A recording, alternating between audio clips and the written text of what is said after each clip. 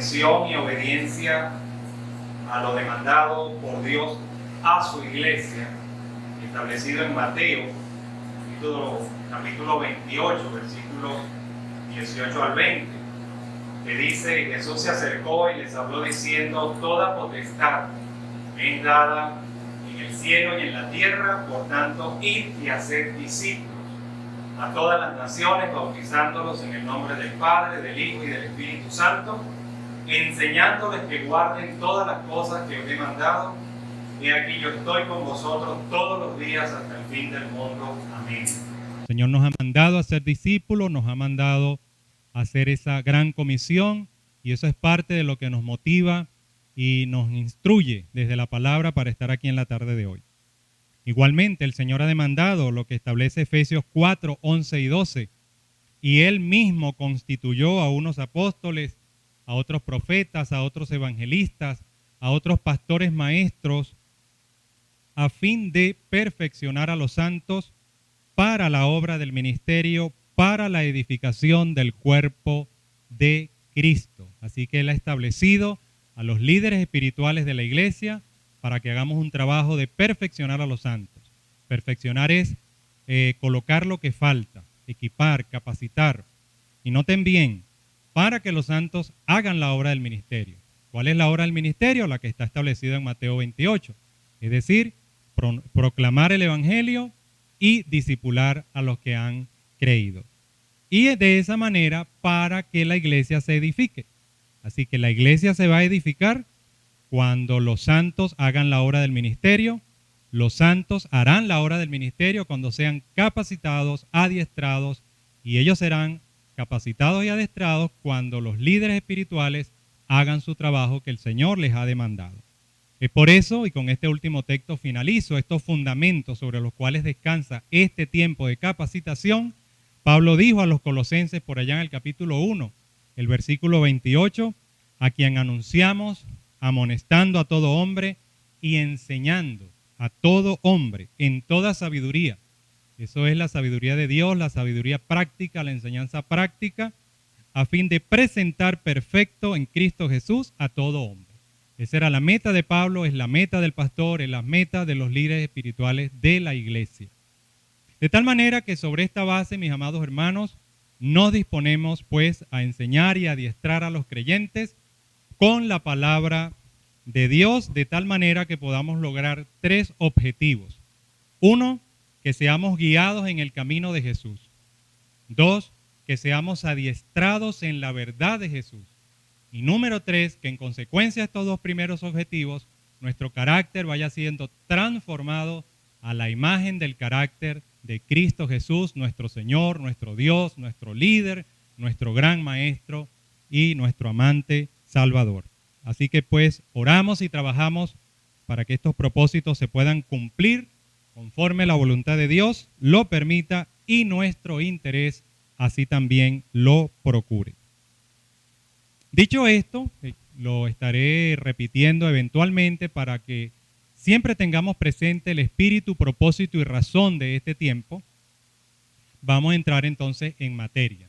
Recordamos que estamos estudiando el Evangelio de Juan, extrayendo principios que nos sirvan para nuestra vida, principios que nos sirvan también para nuestro ejercicio como discípulos de Cristo, para la obra del ministerio y para conocer de la mejor forma posible la vida, la obra, el ministerio y por supuesto la muerte y la resurrección de Jesucristo. El tema de hoy es Jesús sanando, enseñando y dando testimonio de sí mismo. Hoy estaremos considerando el capítulo 4 del Evangelio de Juan, desde el versículo 43 hasta el capítulo 5, versículos 47.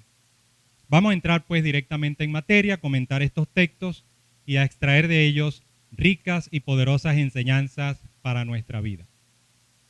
Lo primero que encontramos es en el capítulo 4, los versículos 43 al 54, encontramos un nuevo evento en la obra del Señor Jesús.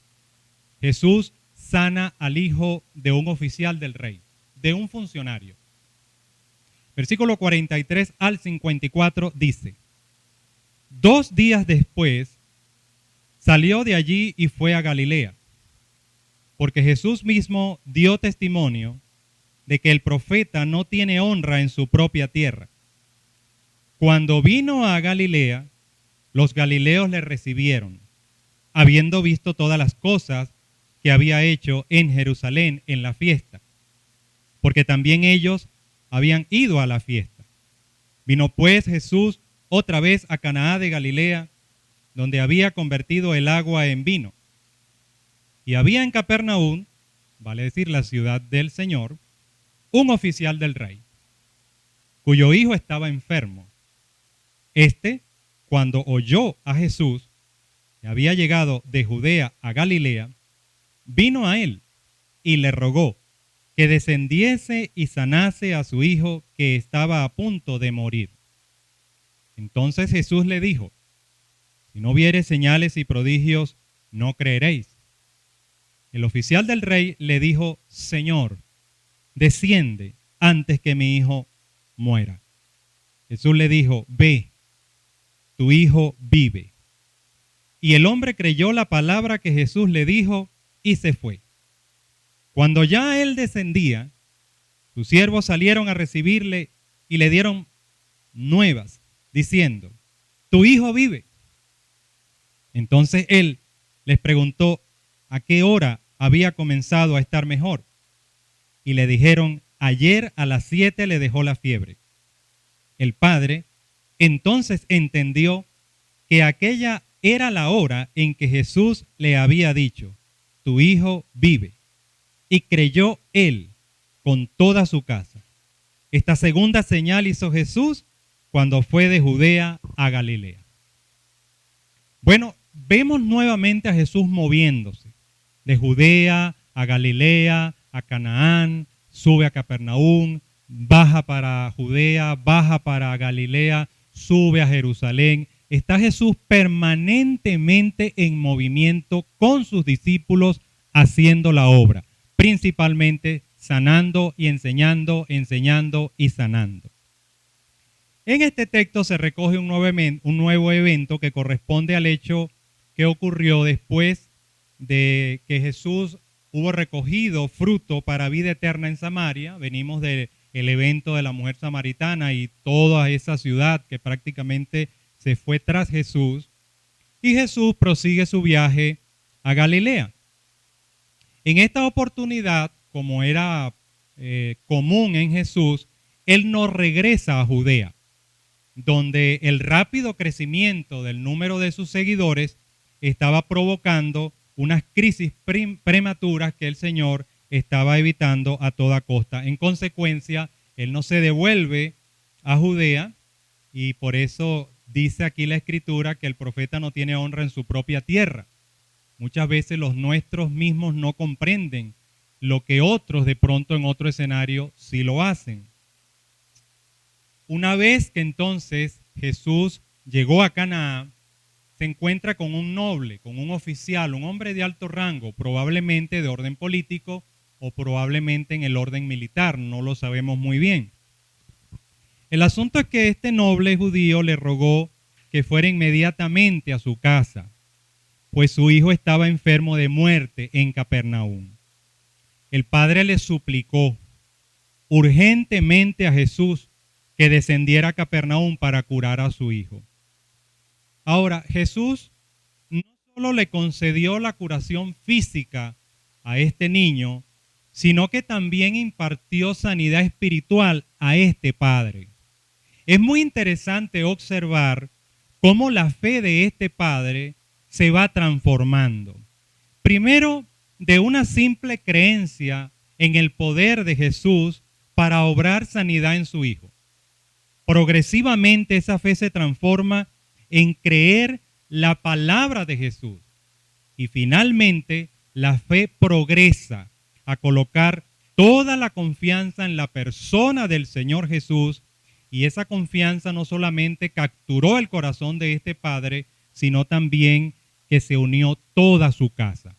Es interesante hacer ver que en los relatos del Evangelio, cada vez que Jesús impactaba una vida, esa vida impactaba a los suyos.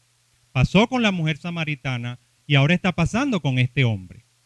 ¿Será que Jesús ha impactado nuestra vida de tal manera que nosotros también podemos impactar a los nuestros?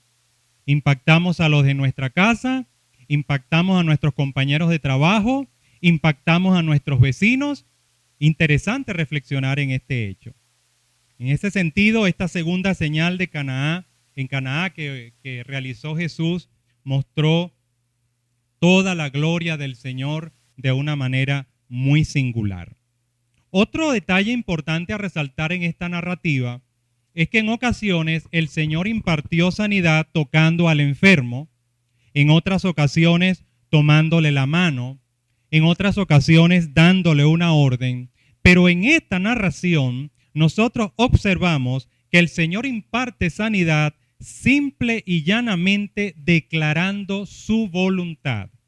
Resultado, el poder de sanidad entra en el cuerpo del muchacho y lo restablece completamente a una distancia aproximada de unos 25 kilómetros. El Señor, como siempre, con gentileza, con autoridad, con seguridad, le dice a este hombre con unas palabras muy serenas y, por cierto, unas palabras llenas de dulzura y de amor. En el texto original son palabras suaves, son palabras de amor.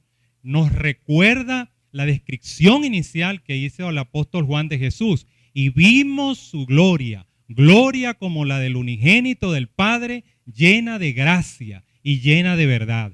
Ve, devuélvete a tu casa, hombre, que tu hijo ya está sano. Eso es tremendo. Por lo tanto, mis amados hermanos, hay 4 cosas que podemos rescatar para nuestro aprendizaje de esta primera narración que nos encontramos en la tarde de hoy en el Evangelio de Juan. Número 1. Todos los milagros, sin excepción, que Jesús realizó, buscaban siempre despertar una fe genuina en su persona como el Salvador, como el Mesías, en los receptores de la sanidad que él ejecutaba o en las personas también de su entorno. El Señor no estaba buscando protagonismo, el Señor no estaba buscando sensacionalismo, el Señor no estaba haciendo un show, el Señor no estaba manipulando a la gente emocional o mentalmente. Él estaba impartiendo gracia, Él estaba impartiendo perdón, Él estaba impartiendo amor. De tal manera que toda la narrativa de Juan destaca de manera prioritaria la necesidad de colocar nuestra fe, no en lo que Jesús pueda darme o pueda hacerme, sino en la persona del Señor Jesús como Salvador de nuestras vidas. En tercer lugar, algo que también quiero resaltar en esta oportunidad es ver cómo se fue engendrando lo que llama el apóstol Santiago y también lo explica el apóstol Juan en su primera carta, la fe salvífica en este padre.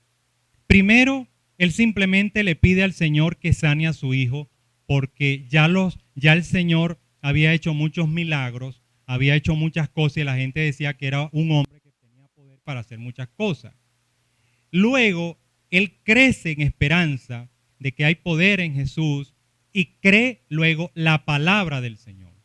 Y finalmente, él deposita en la persona de Cristo, no solamente él, toda su casa, la confianza para salvación. Y cree él en la persona del Señor y cree su casa. Enseñanza inmediata en este sentido. Así como le sucedió a este padre, ya 20 siglos atrás, puede también suceder hoy. Es por eso que cada vez que le compartimos el Evangelio a una persona, no debemos abandonarla. Porque a partir de ese momento, aunque la persona sea indiferente, aunque la persona no nos dé muestra de ningún interés en Dios, aunque nosotros no lo veamos, créame mi hermano, créame mi amigo, que en el momento en que una persona escucha la explicación del Evangelio, a partir de ese momento Dios comienza a trabajar para una cosa o para la otra en esa vida. De tal manera que Dios va trabajando durante la vida de la persona y lo va llevando y lo va llevando y lo va llevando. Pueden pasar días, pueden pasar semanas, pueden pasar meses, pueden pasar años, pero el Señor lo va llevando a él completamente. mente. El Señor nunca abandonó a las personas. Siempre le hablaba de la salvación y ahí los iba trabajando hasta que ellos depositaban su confianza en Él. De tal manera que en esta señal, segunda prominente en la narración del Evangelio de Juan, podemos observar nuevamente toda la gloria y el esplendor del amor, de la bondad, de la gentileza del Señor Jesús. Una de las cosas que más me impactan de la persona del Señor es que es un caballero, un hombre gentil, un hombre amoroso, un hombre que no entró en disputas innecesarias, un hombre que no se dejaba llevar por arrebatos emocionales, un hombre sereno, un hombre pulcro, claro, conciso, un hombre sufrido, que sabía para dónde iba, que sabía lo que le habían mandado a hacer y que jamás permitió que ninguna circunstancia y que ningún ser humano lo desviara de su propósito. Bueno, vamos a la segunda narrativa rápidamente. Vamos a encontrar aquí una segunda sanidad, capítulo 5 del Evangelio de Juan, versículo 1 al 18. Dice el texto de la Escritura: después de estas cosas, típico en la narrativa de Juan, después de estas cosas, había una fiesta de los judíos y subió Jesús a Jerusalén. Aquí vemos a Jesús saliendo ahora de Caná y subiendo. Y hay en Jerusalén, cerca de la puerta de las ovejas, un estanque, llamado en hebreo Betesda, nombre en discusión por los estudiosos del día de hoy, el cual tiene 5 pórticos. En estos yacía una multitud de enfermos, ciegos, cojos y paralíticos, que esperaban el movimiento del agua, porque un ángel descendía de tiempo en tiempo al estanque y agitaba el agua. Y el que primero descendía al estanque, después del movimiento del agua, quedaba sano de cualquier enfermedad que tuviese. Y había allí un hombre que hacía 38 años. Subraye eso, si tiene su Biblia abierta allí. 38 años que estaba enfermo. Cuando Jesús lo vio acostado y supo que llevaba ya mucho tiempo así, le dijo: ¿quieres ser sano? Cuando nosotros leemos esto en la traducción Reina Valera o en las transliteraciones que hay, como NBI, etcétera, no podemos percibir el fondo y la carga de amor que hay en esta pregunta. No es que Jesús pasó y miró al hombre por encima del hombro así, y lo vio, ay pobrecito, ese hombre ahí tirado, cuánta pena, ¿verdad? Ay no, qué cosa, mira amigo, ¿tú quieres ser sano? No, esa no fue ni la actitud ni el tono verbal que usó Jesús. Es una cosa que es difícil de explicar. De hecho, las palabras en griego son de difícil traducción en ese sentido, porque la pregunta tiene una carga de amor y de ternura que solamente Dios puede ofrecernos a nosotros. ¿Quieres ser sano?, le pregunta el Señor. Señor, respondió el enfermo, no tengo quien me meta en el estanque cuando se agita el agua, y entre tanto que yo voy, otro desciende antes que yo. Jesús le dijo, una vez más con el mismo tono, levántate, toma tu lecho y anda. Y al instante, y aquí también la traducción es difícil, esto fue así, inmediatamente, sin que se interpusiera ni un milímetro de segundo, ni una milésima de segundo, al instante aquel hombre fue sanado integralmente. Y tomó su lecho y anduvo. Y era día de reposo aquel día. Entonces los judíos dijeron a aquel que había sido sanado, es día de reposo, no te es lícito llevar tu lecho. Aquí hay un contraste de voz y de tono y de actitud. Estos judíos habían visto a este hombre 38 años allí postrado. La ceguera de estos señores era de tal alcance que lo ven sano, restituido, caminando, rozagante, porque cuando Jesús hacía algo y cuando Dios hace algo lo hace completo, sin reserva, sin que falte ni sobre nada. Y ellos lo único que se les ocurre es, mira, hoy es sábado, ¿qué tú haces parado llevando ese lecho? Estás quebrantando la ley. Amanece la ceguera por la carga religiosa y la situación que habían en la mente de estas personas. Él les respondió, el que me sanó, él mismo me dijo, toma tu lecho y anda. Entonces vamos contra él. Entonces le preguntaron, ¿quién es el que te dijo, toma tu lecho y anda? Estas preguntas son soeces, cínicas, groseras y con un tono altivo de arrogancia y de orgullo, distinto a la forma en que se expresa Jesús, a la forma en que habla Jesús, un caballero. Y el que había sido sanado no sabía quién fuese. Imagínense la rapidez del asunto. Porque Jesús se había apartado de la gente que estaba en aquel lugar. Observen el detalle. Igual que en los milagros. No fue que el Señor sana a este hombre y se quedó allí. Epa, mire, vean esta maravilla que acabo de hacer. Acabo de levantar a este hombre. Jesús simplemente hizo lo que hizo y se desapareció. Y fue tan rápido todo. Este hombre quedó tan impactado, tan afectado por lo que había pasado después de 38 años en ese momento, que yo creo que no le dio tiempo ni verle la cara a Jesús. No se dio ni cuenta ni de quién lo sanó. Simplemente el Señor lo sanó. Entonces el hombre se fue. Y entonces dice aquí, y el que había sido sanado no sabía quién fuese porque Jesús se había apartado de la gente que estaba en el lugar. Después, entonces aquí viene otro evento, versículo 14, le halló Jesús en el templo. Aquí cambia el rol, ya él no se encuentra con Jesús porque a lo mejor ni sabía, a lo mejor veía a Jesús y no lo recordaba, pero Jesús sí lo recordaba. Y Jesús ahora lo aborda a él y le dice acá, después le halló Jesús en el templo y le dijo, mira, has sido sanado, no peques más para que no te venga alguna cosa peor. ¿Por qué Jesús le dijo esto? Bueno, porque el hombre fue sanado y esta pregunta es esta afirmación de Jesús es reveladora. Este hombre fue sanado y da la impresión de que él simplemente siguió con su vida. Hay ocasiones, mis amigos, con Dios, a que se encuentren con Dios y le sigan dando la espalda. Nosotros tenemos una idea de Dios a veces un poquito distorsionada y nos olvidamos de la otra cara de la moneda del carácter de Dios. El Señor le dice a este hombre, mira, no sigas pecando. No vaya a ser que te ocurra algo peor de lo que viviste durante 38 años de tu vida.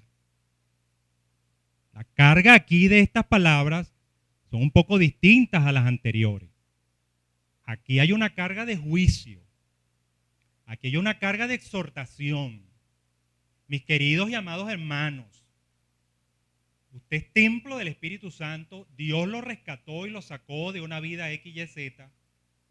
No sigamos pecando. Porque dice la Biblia que horrendas cosas caer en manos del Dios vivo.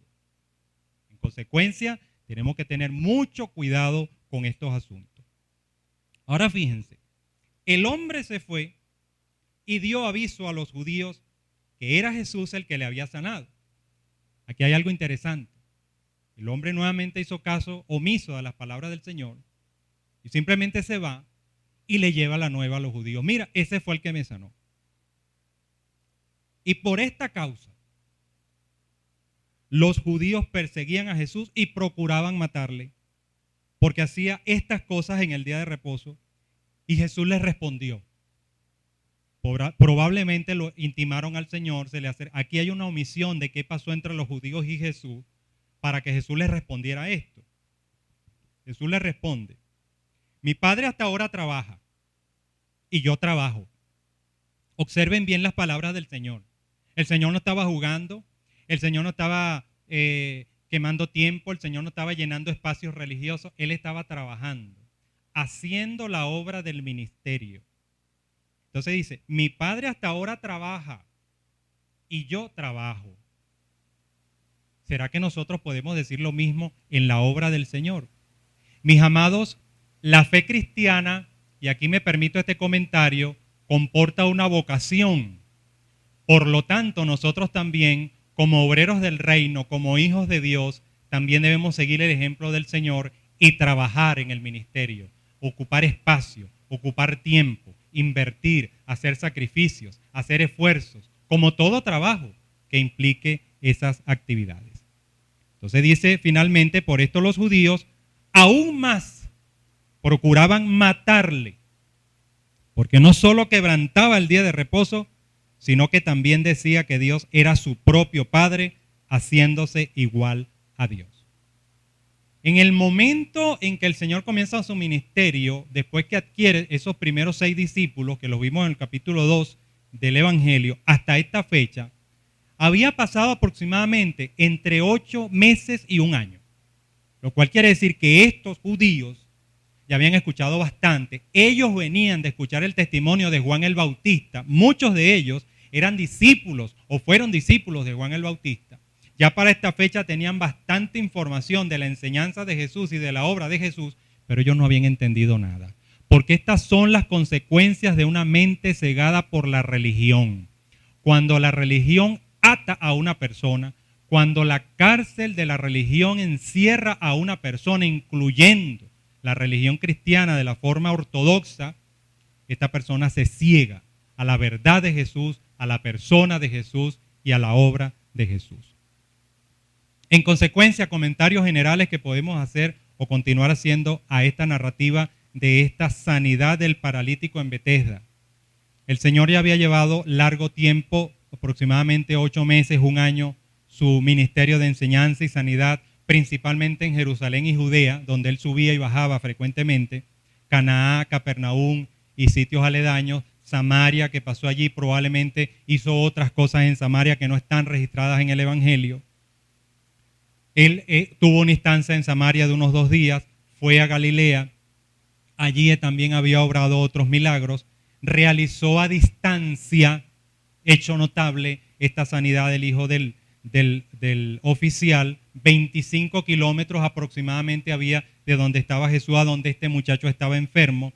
Pero había un detalle importante acá. Además, la historia extrabíblica que bordea y que da sustento al contexto histórico, político y social del Evangelio de Juan, nos da la información de que Galilea particularmente estaba conmocionada, la gente estaba emocionada, la gente tenía un gran entusiasmo alrededor de Jesús, pero había un detalle. No había una fe verdaderamente genuina y salvadora.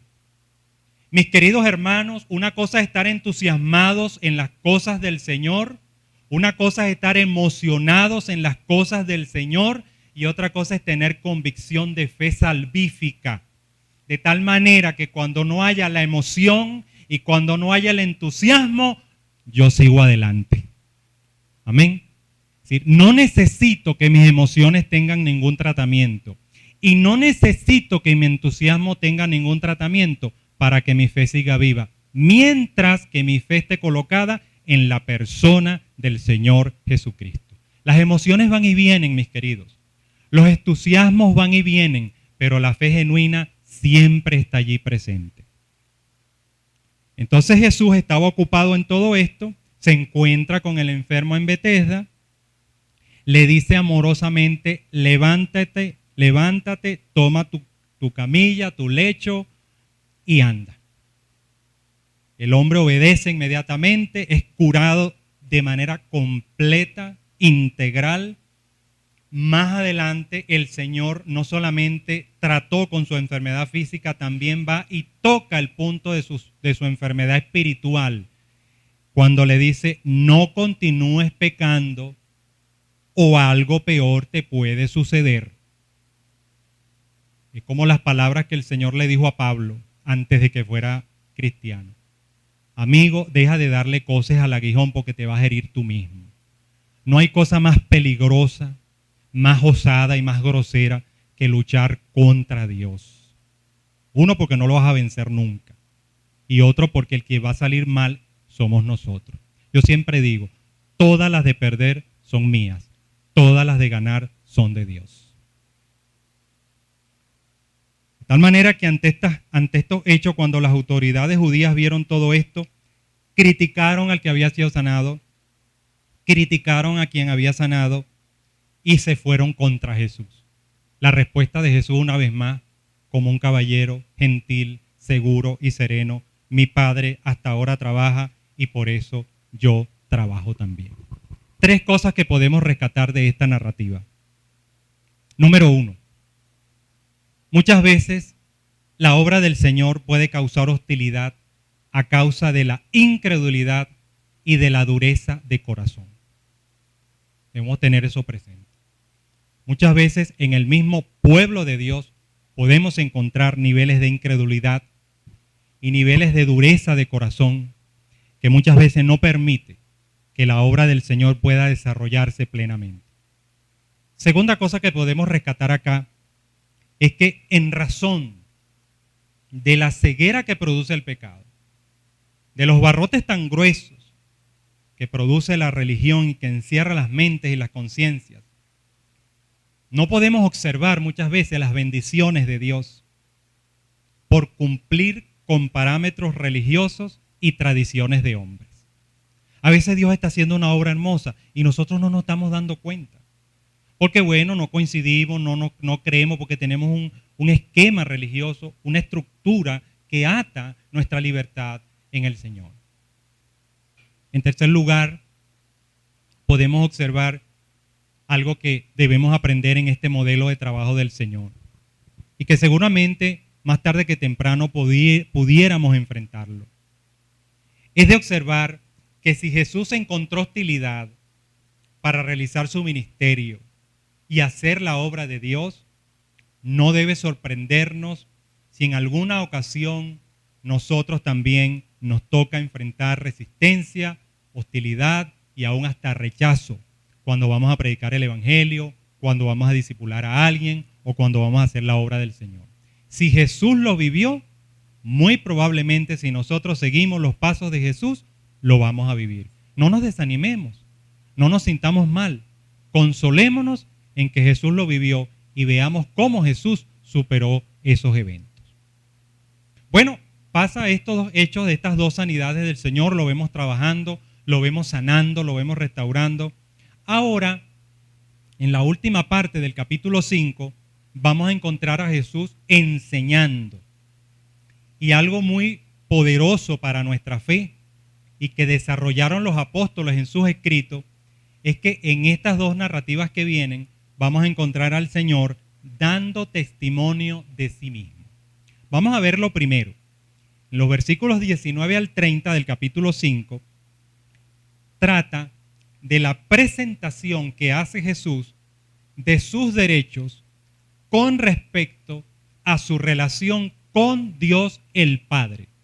Leamos la porción. Versículo 19 al 30. Respondió entonces Jesús y les dijo: de cierto os digo, no puede el Hijo hacer nada por sí mismo, sino lo que ve hacer al Padre, porque todo lo que el Padre hace, también lo hace el Hijo igualmente.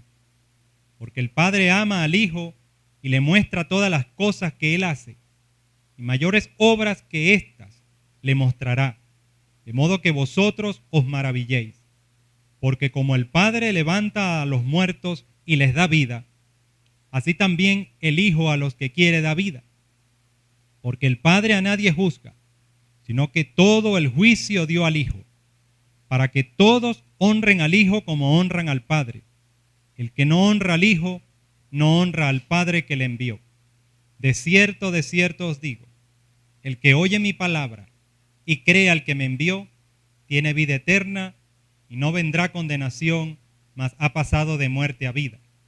De cierto os digo, viene la hora, y ahora es, cuando los muertos oirán la voz del Hijo de Dios, y los que la oyeren vivirán, porque como el Padre tiene vida en sí mismo, así también ha dado al Hijo el tener vida en sí mismo. Y también le dio autoridad de hacer juicio, por cuanto es el Hijo del Hombre. No os maravilléis de esto, porque vendrá hora cuando todos los que están en los sepulcros oirán su voz. Y los que hicieron lo bueno saldrán a resurrección de vida, mas los que hicieron lo malo a resurrección de condenación. No puedo yo hacer nada por mí mismo. Según oigo, así juzgo, y mi juicio es justo, porque no busco mi voluntad, sino la voluntad del que me envió, la del Padre. Aquí hay un aspecto interesante que resalto de entrada. Aquí está Jesús ante estos hostiles judíos defendiendo su ministerio. Y lo primero que hace es presentar ante estas personas sus derechos con respecto a su relación con el Padre. De entrada aquí hay una gran enseñanza. Señores, en ocasiones la iglesia también debe presentar sus credenciales. Los ministros deben presentar sus credenciales de su fe en el Señor. Aquí es donde nosotros decimos las cosas del Señor deben respetarse. Los ministerios deben respetarse. La iglesia debe respetarse. Los siervos del Señor, los hijos de Dios en general, todos sin excepción, sin niveles y sin ningún tipo de acepción, todos deben respetarse. Nosotros también, como el Hijo de Dios, no como Jesucristo obviamente, también nos alcanza esta gracia de que somos hechos hijos de Dios y nos alcanza la dignidad del Señor. En este sentido, mis amados hermanos, el Señor presenta aquí sus derechos con respecto a su relación con Dios Padre. Y esto lo hace para dar respuesta a la incredulidad y a la hostilidad tremenda, casi rayando en odio, de los judíos que estaban dispuestos y determinados a matar a Jesús. Voy a hacer un resumen muy sucinto de lo que podemos observar aquí en 7 puntos muy breves, que representan la defensa del Señor. En primer lugar, en esa narrativa el Señor dice, si ustedes me atacan a mí, es como si estuviesen atacando al Padre. Porque el Hijo, que soy yo, hace lo que ve hacer el Padre. Juzga como el Padre juzga. No puedo obrar de otro modo y tampoco deseo obrar de otro modo. Número 1. Número 2. Es como si el Señor les preguntara, ustedes se asombran porque yo curé a este hombre y además se molestan. Esta fue ciertamente una gran obra, pero quiero decirles que vendrán obras mayores que esta. La vida le va a volver a los muertos, tanto los que están muertos espiritualmente como los que están muertos físicamente.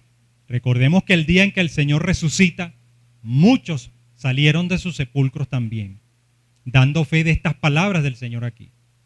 ¿Y por qué yo juzgo a los hombres? Es decir, ¿por qué yo caracterizo, señalo y exhorto la conducta de los hombres? Porque esa es mi función como hijo de Dios, porque todo el juicio el Padre me lo ha entregado a mí, ahora y cuando vuelva en gloria nuevamente. Número 3. Ante esta situación, ustedes también se preguntan por qué yo puedo dar vida y por qué puedo nuevamente pronunciar juicio en la conducta de los hombres. Bueno, lo primero lo hago porque soy hijo del Padre Celestial y la vida que hay en el Padre me la ha dado a mí y yo se la puedo dar a quien yo quiera. Primera cosa contundente. Y segundo lugar, puedo juzgar a los hombres en mi condición de hijo de hombre. El hijo de hombre, ¿qué significa? Que el Señor estaba completamente hecho hombre, 100% hombre. El Señor no era un semidios en estado humano, no. Él se había despojado y dice el libro de Efesios que el Señor se despojó totalmente de toda su gloria. Él tenía un poder inherente como hijo de Dios, pero estaba completamente transformado en ese momento en un ser humano tal cual. En consecuencia, comprendía perfectamente bien la realidad humana y la podía juzgar perfectamente. La Biblia dice que Él nos conoce a nosotros y no hay ninguna tentación y no hay ninguna situación que nosotros en Cristo no podamos superar, porque Cristo la superó. Por lo tanto, el Señor en nosotros, la Biblia dice que tenemos la mente de Cristo, que somos templo del Espíritu Santo, tenemos la palabra revelada, tenemos la unción del Santo, que es el Espíritu Santo, dice Juan en su primera carta. Por lo tanto, tenemos todas las herramientas para salir adelante en las luchas espirituales y personales que esta vida nos presenta. En cuarto lugar, dice el Señor también que la reacción correcta a las palabras del Señor y a las obras del Señor no es la incredulidad, no es la hostilidad, tampoco es una mentalidad o una actitud mental que no consigue salir del asombro. Es decir, nuevamente el impacto del entusiasmo, el impacto de lo maravilloso que había sido alguna obra del Señor, sino que la respuesta que el Señor estaba buscando a las obras que Él hacía y a las enseñanzas que Él dictaba era la fe en Él.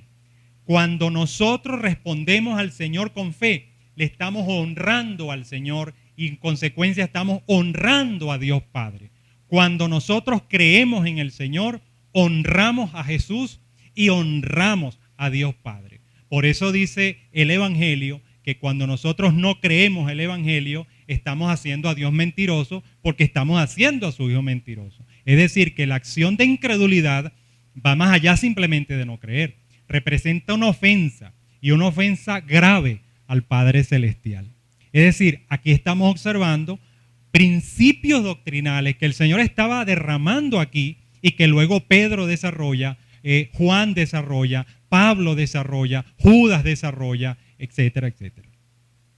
En quinto lugar, los que ejercen esta fe no son condenados, sino que desde ahora han pasado de muerte a vida. En sexto lugar, el gran día del juicio va a haber una resurrección. Pero una resurrección, dice el Señor, que se da diferente. Todos van a resucitar en aquel día. Todos van a resucitar. Pero la calidad y el carácter inherente a cada resucitación, si se puede decir el término, va a ser diferente. Unos van a resucitar para vida eterna, gloria a Dios. Pero otros van a resucitar para condenación eterna. ¿En cuál de las dos quieres estar? Depende de en dónde y en quién estés colocando tu fe en el Señor. Por lo tanto, la conclusión de todo esto es que debemos aceptar por fe. Por fe, la salvación es por fe, no por obras. Ni las que yo ejecute ni las que ejecute otro. O sea, yo no puedo creer en el Señor porque vi ese milagro. No, yo creo en el Señor por lo que es el Señor, por la persona del Señor. Y me haga algo el Señor o no me haga nada el Señor, seguimos creyendo en Él porque la fe es para salvación. La fe no es para un beneficio temporal, humano, circunstancial. Y además, ese es el propósito final del Evangelio en su totalidad. Y ya en la última parte del capítulo 5, versículo 31 al 47, encontramos que la defensa del Señor continúa, pero en otro tono. Vamos a verlo inmediatamente. Dice, versículo 31 al 47. Si yo doy testimonio acerca de mí mismo, mi testimonio no es verdadero. Otro es el que da testimonio acerca de mí, y sé que el testimonio que da de mí es verdadero. Vosotros enviasteis mensajeros a Juan, y él dio testimonio de la verdad. Pero yo no recibo testimonio de hombre alguno, mas digo esto para que vosotros seáis salvos. Él era antorcha que ardía y alumbraba, y vosotros quisisteis regocijaros por un tiempo en su luz. Mas yo tengo mayor testimonio que el de Juan, porque las obras que el Padre me dio para que cumpliese, las mismas obras que yo hago, dan testimonio de mí, que el Padre me ha enviado. También el Padre que me envió ha dado testimonio de mí. Nunca habéis oído su voz, ni habéis visto su aspecto, ni tenéis su palabra morando en vosotros, porque a quien Él envió, vosotros no creéis. ¿Se están dando cuenta, mis hermanos? Escudriñad las Escrituras, o sea, los mandó a leer los profetas, la ley, porque a vosotros os parece que en ellas tenéis la vida eterna, y ellas son las que dan testimonio de mí. Todo el Antiguo Testamento no hace otra cosa que hablar del Señor. Y no queréis venir a mí para que tengáis vida. Gloria de los hombres no recibo. ¿Se dan cuenta? Por eso el Señor no se quedaba a esperar laureles. El Señor estaba haciendo una obra. Estaba dando testimonio del poder del Padre. Mas yo os conozco, que no tenéis amor de Dios en vosotros. Yo he venido en nombre de mi Padre, y no me recibís. A los suyos vino, y los suyos no le recibieron, dice el mismo Evangelio.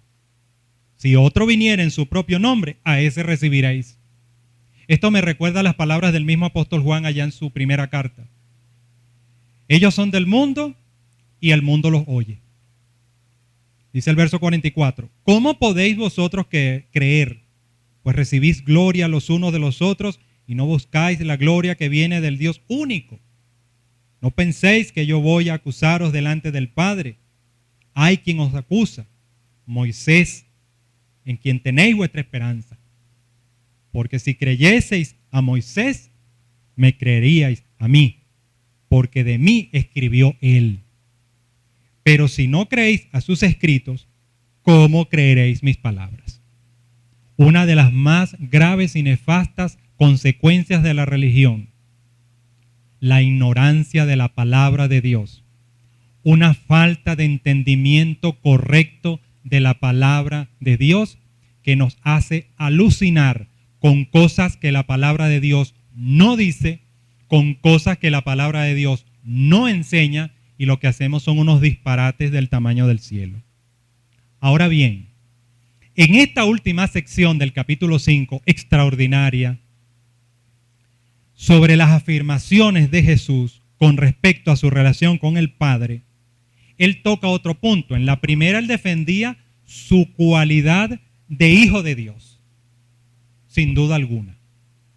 En la segunda, él lo que hace es establecer quiénes dan, mejor decir, quiénes dieron y quiénes dan y quiénes darán testimonio de él. Vamos simplemente a nombrarlos. Son 7 que aparecen aquí. Por cierto, muy interesante, si se dan cuenta, 7, el número de Dios, el número perfecto. En primer lugar, el testimonio del propio Jesús. Pero obviamente había una ley judía que decía que ningún hombre podía dar testimonio de sí mismo porque el testimonio era falso.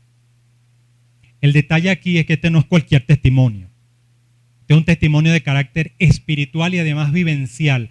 La forma en que Jesús nació, la manera en que entró al mundo, su manera de actuar, la forma en que hacía las cosas, la forma en que hablaba, la forma en que pensaba, la forma en que vivía, la forma en que comía, la forma en que actuaba. Todo hablaba de que este hombre era hijo de Dios. Pero ellos no creían. Número 2, el testimonio de Juan el Bautista. Bueno, ya nosotros lo estudiamos en el Evangelio, porque el Evangelio de Juan es el que más explaya y explica el ministerio de Juan el Bautista y que se concluye en una sola cosa: dar testimonio del Cordero de Dios, dar testimonio del Hijo de Dios.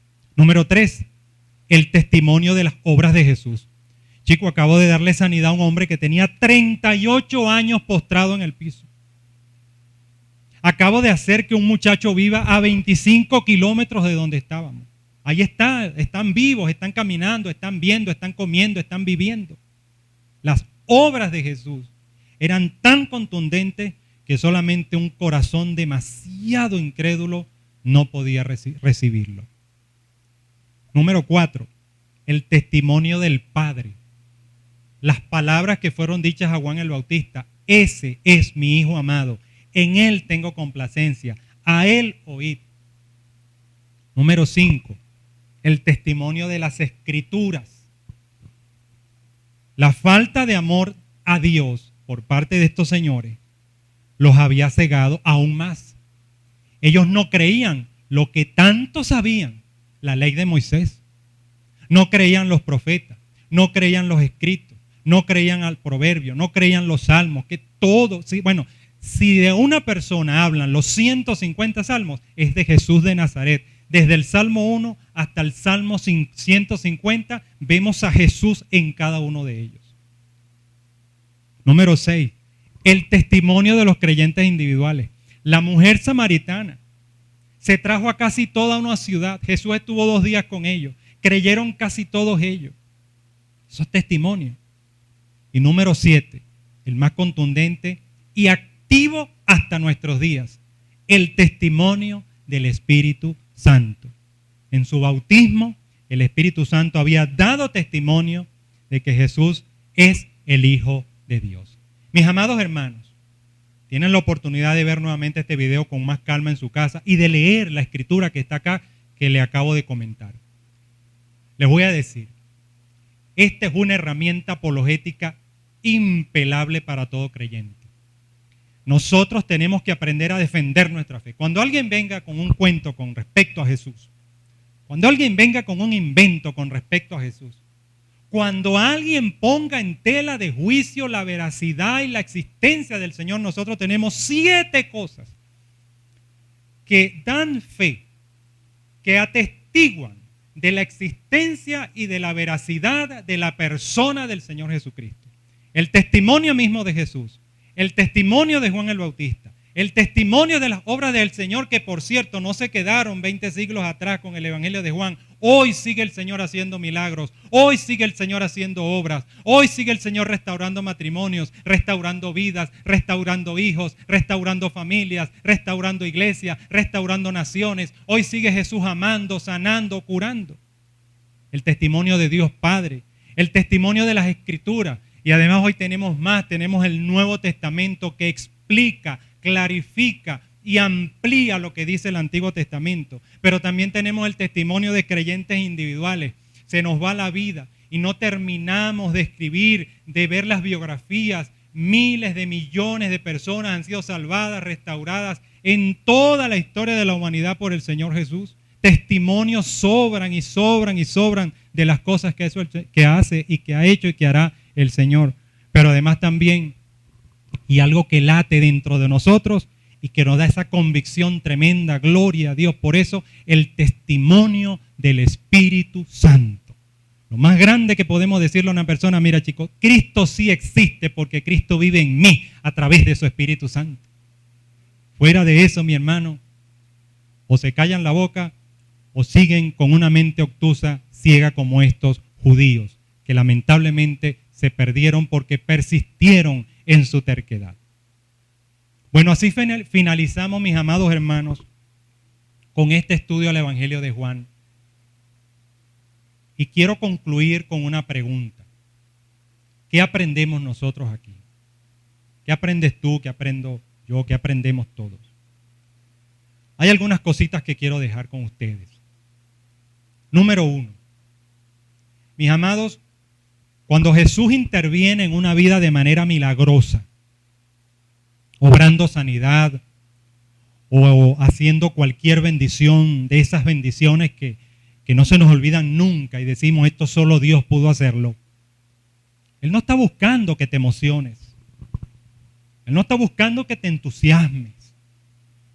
Él no está buscando sino engendrar fe en tu corazón, que creas en Él como el Hijo de Dios.